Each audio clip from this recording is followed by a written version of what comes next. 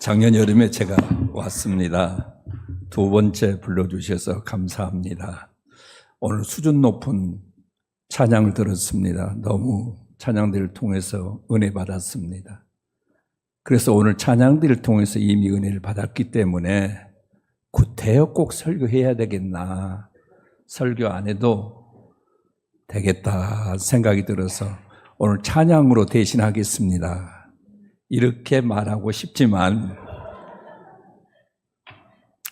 그래도 작년에 이어서 제가 2년 만에 왔는데 그냥 갈 수는 없잖아요. 목사가 해야 할 일이 하나님의 말씀을 증거하는 일이기 때문입니다. 요즘에 전 세계적으로 트렌드가 AI입니다. AI. 기업도 그렇고 다들 AI. 직장에서 그렇고. 신기한 거는요, 오늘 이 본문을 딱 주면서 이거 설교 준비해줘. 제가 시험을 해봐서 했더니요, 1분 내에 설교문이 쫙 작성돼서 나와요. 와, 진짜 목회하기 쉽지 않다. 그런 생각을 했습니다. 어제 얘기 물어봤습니다. 야, 재밌는 얘기 좀 하나 해줘. 그랬더니, 길게 해줄까요? 짧게 해줄까요? 그래. 짧은 거 해봐. 그랬더니, 고등학생이 제일 싫어하는 나무가 뭔지 아세요? 그래. 몰라. 그랬더니, 고등학생이 제일 싫어하는 나무가 야자나무래요. 아, 여기 세대 차이가 있군요. 야자, 자율학습 밤에 하는, 자율학습을 제일 하는 걸 제일 싫어한대요. 고등학생. 그래서 야자나무를 싫어한다. 그런 얘기를 하더라고요. 예배는 영적으로 하나님과 우리의 만남의 시간입니다. 이 예배를 통해서 하나님 우리를 만나주시고 또 우리는 예배를 통해서 하나님을 만나는 이 은혜의 시간인 줄 믿습니다. 그래서 여러분, 이 하나님을 만나기 위해서 우리가 최선을 다해서 찬양도 준비하고 최선을 다해서 우리 하나님 앞에 예배를 드리게 되는 줄 믿습니다. 우리 속담에요, 사람은 12번 변한다, 이런 말이 있어요. 그렇습니다. 사람은 변합니다. 세월이 가면 생물학적으로 사람이 늙게 되죠. 생물학적으로 늙는 것만이 아니라 정서적으로도 늙게 되죠.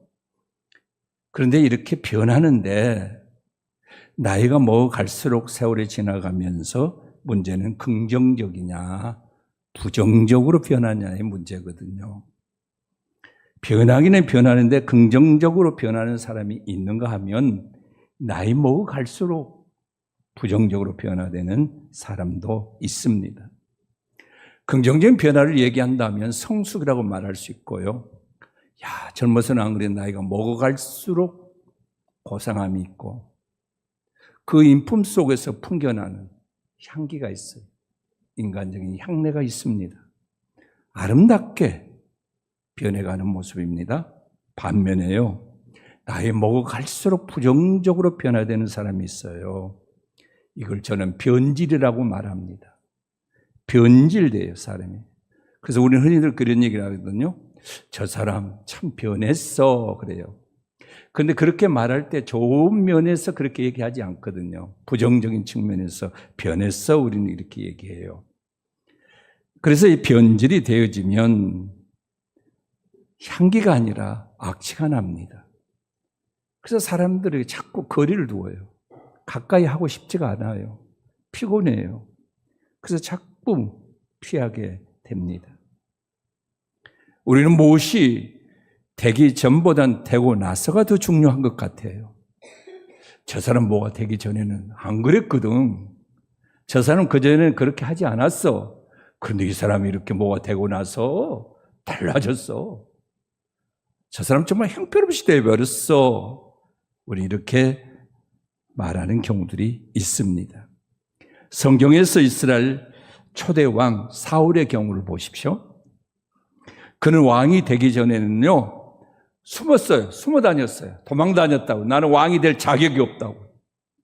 나는 왕이 돼서는 안 된다고 도망치던 사울이었습니다. 그런데요, 왕이 딱 되고 나서는 확 달라져 버려, 사람이. 변질이 돼버렸어요. 교만해가지고요. 나중에는 그 집안 전체가 다 몰락을 해버리잖아요. 비참하게 되잖아요. 차라리 그럴 바에는 왕이 되기보다 안 되는 게 더 좋았을 것을. 되는 것보다 안 되는 게 더 좋을 사람이 있습니다. 문제는 바로 적은 외부에 있는 것이 내 안에 있다는 거죠. 내 안에 있어요. 저는 늘 목사로서 이런 고백을 늘 합니다. 하나님, 이제 내가 마지막 삶의 마무리를 잘하고 싶습니다. 주님 영광 가리지 않게 해주십시오. 삶의 마무리를 잘하되 이제 내가 죽음을 곧 맞이하게 될 터인데 추한 모습보다는 깨끗하게 죽고 싶습니다. 또 하나 제가 늘 기도하는 것 중에 하나가 하나님, 내가 이 세상을 떠나는 순간 하늘의 문이 열려지며 천사의 호의를 받으며 할렐루야를 노래하면서 천국에 입성하고 싶습니다. 저는 이런 기도를 매일 아침 하고 있습니다. 여러분에게도 아마 이런 기도가 필요하지 않을까 생각이 되어집니다. 그러면서 내가 목사로서 마지막 순간까지 변질되지 않아야 됩니다.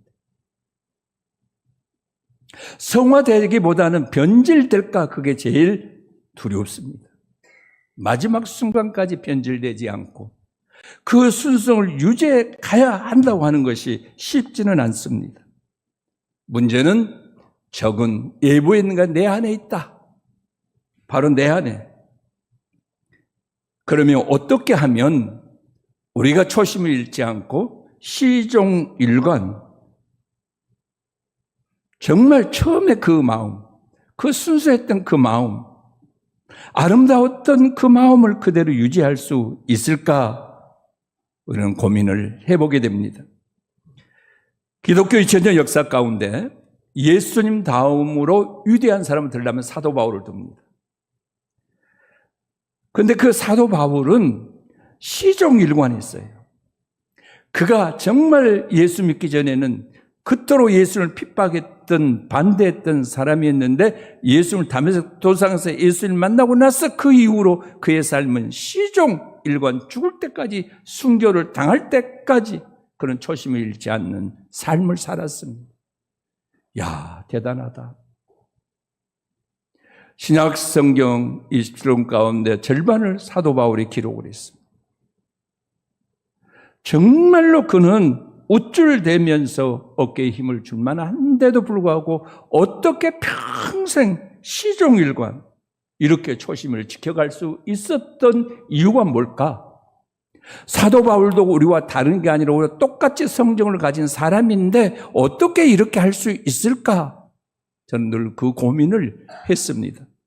그러다 어느 날 성경을 읽다가 제가 깨달은 게 있었어요. 아하! 사도 바울이 평생 동안 그가 시종일관 초심을 잃지 않고 끝까지 그 마음을 지켜갈 수 있었던 그 이유가 있더라고요. 성경을 읽다가 그의 고백을 들었습니다. 사도 바울의 고백이 평생 그를 변질되지 않게 바울이 바울되게 했다 하는 것을 알게 됐습니다. 그가 평생 성공할 수 있었던 이유 그의 고백 4가지가 있습니다. 첫째는 오늘 읽었던 말씀입니다.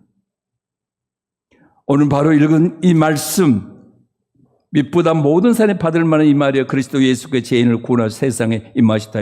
죄인 중에 내가 개순이라 고백을 해요. 늘 그는 성경을 그가 기록한 서신서를 보면 자주 이런 얘기를 해요. 나는 죄인이야. 나는 죄인이야. 죄인 중에 개수야. 그랬어요. 우리 성경에서는 개수라고 이렇게 번역을 했는데요. 이 개수라는 말은 헬라어 성경에서는 프로토스입니다. 이 프로토스라고 하는 것은 두목이라는 뜻입니다. 두목. 보통이 아니라 우두머리라는 거예요. 나 죄인인데 보통 죄인이 아니야.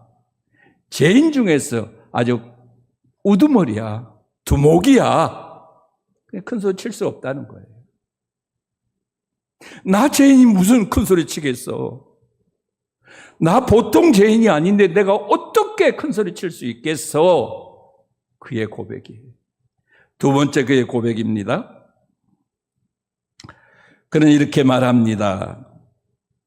고린도전서 15장 10절 말씀에 그러나 내가 나된 것은 하나님의 은혜로 된 것이니 고백을 해요. 내가 나된 것은 하나님의 은혜랍니다. 기독교는 은혜의 종교입니다. 공적이 아니에요. 아무리 잘난 사람도 못난 사람도 하나님의 은혜로 구원받은 존재이기에 큰 소리 칠 수가 없습니다. 우쭐댈 수가 없는 존재입니다. 그래서 교회를 가리켜 교회는 신령한 영적인 공동체라는 말을 합니다. 신령하다는 말은 영적이란 말이에요. 여러분 왜 교회 나오셨습니까? 예수 믿으러 나오셨죠. 왜 예수 믿어야 합니까? 죽으니까 예수 믿어야죠. 안 죽으면 우리가 왜 힘들게 예수 믿겠어요? 예수 믿는다는 게 쉬운 일이 아니잖아요. 참 어렵잖아요. 그런데 우리가 예수 믿어야 할 이유는 죽으니까. 죽으면 우리 영혼이 바로 예수 그리스도를 통해서 천국에 가기 때문에 궁극적인 목적이 바로 이거 아닙니까? 이게 바로 우리의 궁극적인 구원입니다. 그러기에 하나님의 은혜로 우리가 구원받았습니다. 신령한 공동체입니다. 영적인 공동체입니다. 그래서 신령하지 못하면 사람은 모였지만 인간이 모인 집단화 되어버립니다. 신령한 하나님의 은혜가 소멸되면 교회가 될 수 없는 겁니다. 저는 이런 생각을 늘 합니다. 막 싸움이 일어나가지고 아웅다웅하면서 서로 막 정말 한치의 양보도 없이 싸우다가요. 소송을 해서 대법원 판결이 딱 나면 그렇게 싸우다가도 대법원 판결 딱 나면 순응합니다. 그런데요, 교회는요, 안 그래요. 노예 재판하고 총회 재판하고 또 사법부에서 1심, 2심, 3심 대법원 판결까지 해도 순응 안 합니다. 교회는. 제가 많은 노예나 총회에서 재판에 이런 참여도 하면서 참 고민을 많이 했어요. 왜 교회가 이럴까? 세상 사람들은 대법원 판결 나면 그대로 순응하는데 왜 교회는 그게 안 될까? 왜 안 될까? 제가 분석을 해봤습니다. 나름대로 제 분석의 결론입니다. 교회는 어떤 법규에 의해서 모여진 공동체가 아니고 예수 그리스도의 은혜로 모여진 공동체인 줄 믿습니다. 신설동 교회가 된 것은 예수 그리스도의 은혜로 모여졌습니다. 여러분 예수 믿자고 모였잖아요. 예수 믿고 구원받기 위해서 여러분 모여진 게 신설동 공동체 아닙니까? 그러게 제가 결론이 뭔지 아세요? 교회는 은혜가 깨지면 법 가지고 안 되는 게 교회다. 다 교회법도 있어요. 노예법도 있고 총회법도 있고요.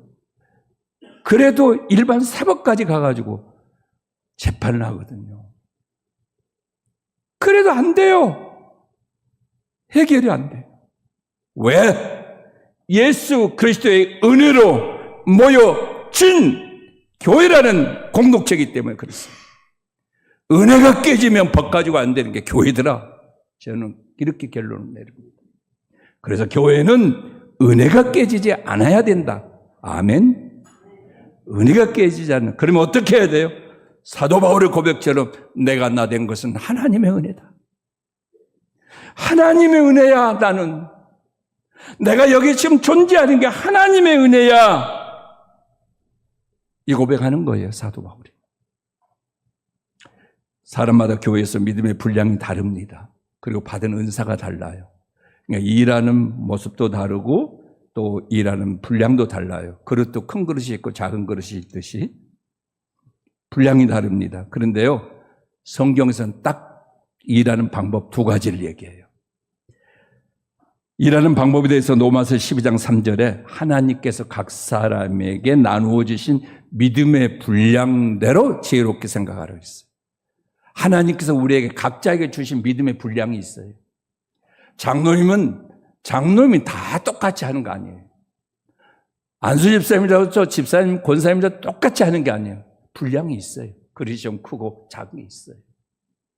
그런데 그릇이 다 크다고 다 좋은 건 아니죠. 여러분 살림해 보시면 잘 이해가 될 거예요. 똑같은 그릇 있기보다는 작은 그릇도 큰 그릇도 다양하게 있는 게 살림하기 좋잖아요. 교회란 이런 겁니다. 그래서 믿음의 분량이 같은 권사님에도 믿음의 분량이 달라요. 좀 많이 하는 사람이 있고 적게 하는 사람이 있어요.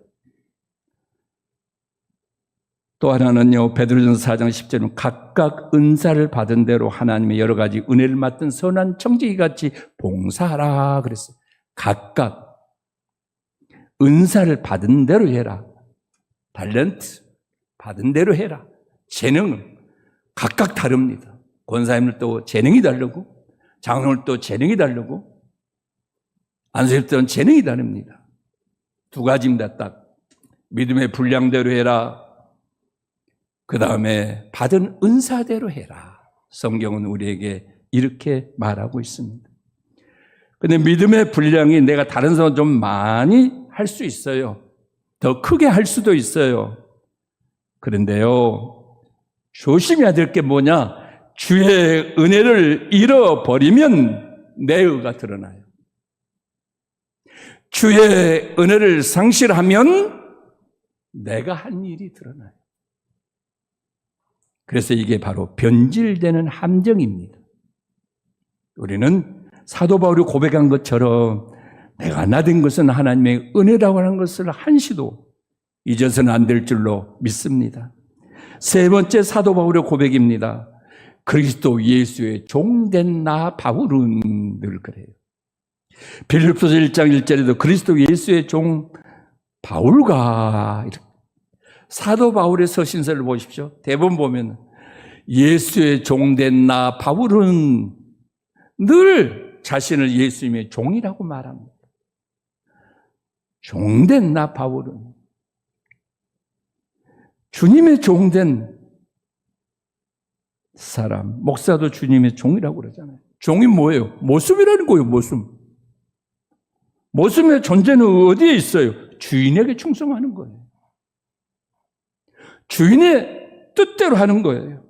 내 뜻이 아니라 주인의 뜻대로 하는 겁니다. 교회에서 사람들이 자기를 무시한다고 생각하면 이건 종의 의식이 없기 때문이에요. 종의 가장 큰 덕목이 뭡니까? 섬기는 거거든요.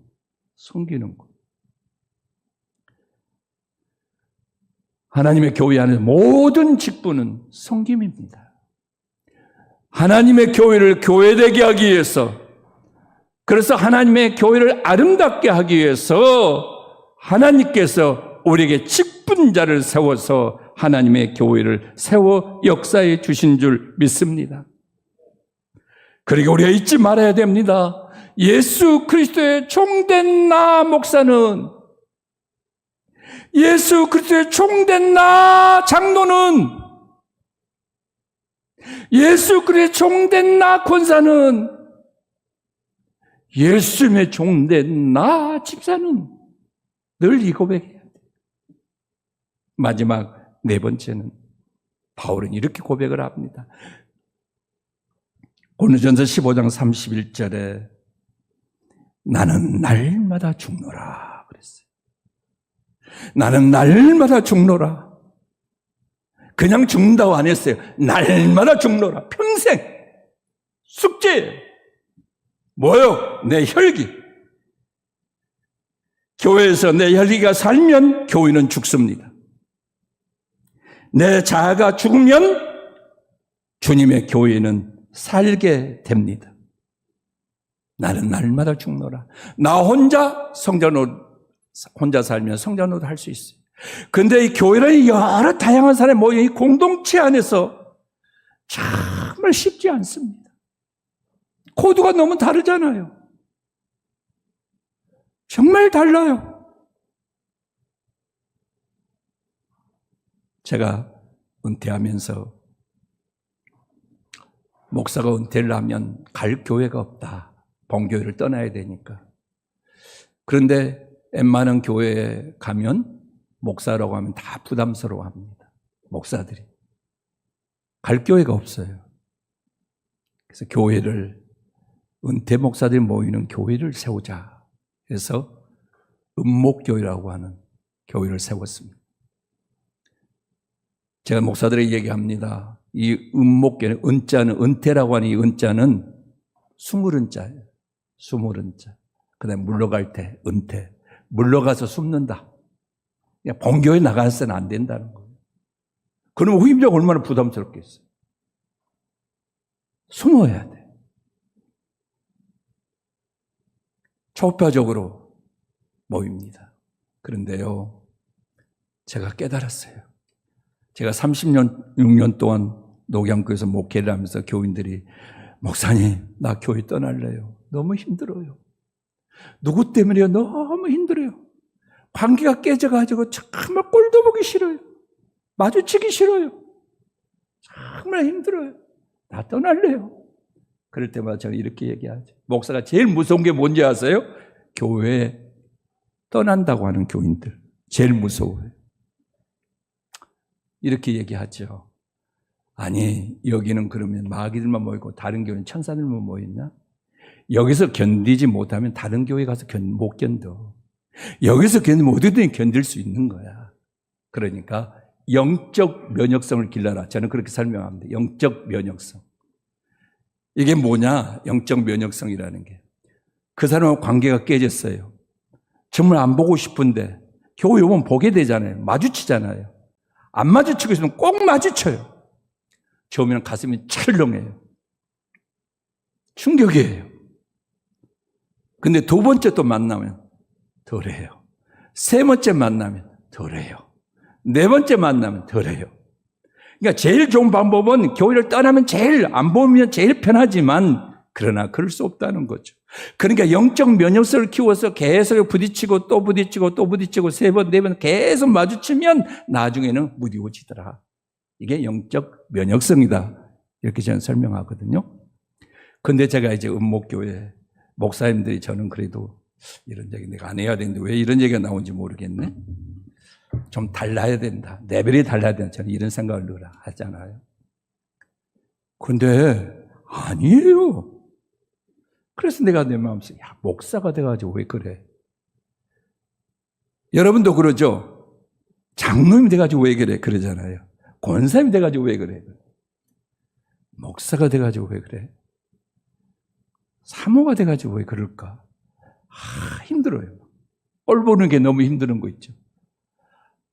그렇다고 해서 교회 떠날 수도 없고. 진짜 힘들어요. 그럴 때 내가 교인들을 생각하게 됐습니다. 야, 교인들이 대단하구나. 교인들이 위대하구나. 저걸 그걸 알았어요. 그래서 우리 교인들 제가 설교할 때 그런 얘기를 했어요. 정말 여러분 사랑하고 존경한다. 진짜 내가 경험해 보니까. 교회에서는 내가 목회할 때는 사실은 내가 누가 부딪힐 일 없잖아요. 그런데 이 은목교회라는 공동체를 똑같은 목사들, 똑같은 사모들이고 해보니까 진짜 꼴 보기 힘든 경우 있단 말이죠. 그래도 꼴을 봐야 되잖아요. 그 생각을 했어요. 내가 교인들에 뭐라고 했지? 참으라고 했지. 견디라고 했지. 그리고 피하지 말고 마주치라고 했지. 자꾸 마주치면 면역성이 키워진다고 그랬잖아. 그래서 저도 그렇게 해보는 거예요. 힘들어도, 꼴 보기 힘들어도 한 번 마주칠 때는 되게 힘들었거든요. 근데 두 번, 세 번 이렇게 마주치다 보니까 나중에는 그냥 면역성이 키워지더라고요. 그렇습니다. 나는 날마다 죽노라. 내 자아가 죽어야 하나님의 교회가 교회되는 거거든요. 그래서 잠언 16장 32절에 노하기를 더디한 자는 용사보다 나았고 자기 마음을 다스린 자는 성을 빼앗는 자보다 낫다. 남은 다스리기 쉬워도 나를 다스리는 참 어려워요. 그리고 이 공동체로는 여러 사람, 나와는 너무 다른 사람, 나하고 코드와 딱 맞은 사람이 얼마나 좋겠습니까? 근데 너무 달라요. 그런 사람과 함께 공존해야 된다. 함께 천국에 가는 동력자로 같이 가야 된다. 쉽지 않는 일이에요.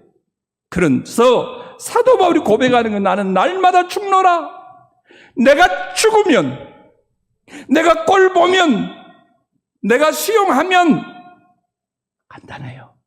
그게 안 돼서 고민하는 거 아닙니까? 내 자아가 죽으면 평화를 이루어가는 줄 믿습니다. 마지막, 여러분 잘 아는데 평화의 기도 잘 아시잖아요. 나를 평화의 도구로 써준 성 프란시스코가 한 기도였죠. 세계적으로 유명한 기도문이잖아요. 참 기도를 많이 했으면 성 프란시스코. 어떤 사람이 성 프란시스코를 만나러 왔습니다. 아침에 왔는데 하루 종일 안 나오는 거예요. 기도실에 들어가서. 도대체 하루 종일 무슨 기도를 할까 해서 들어가 봤습니다.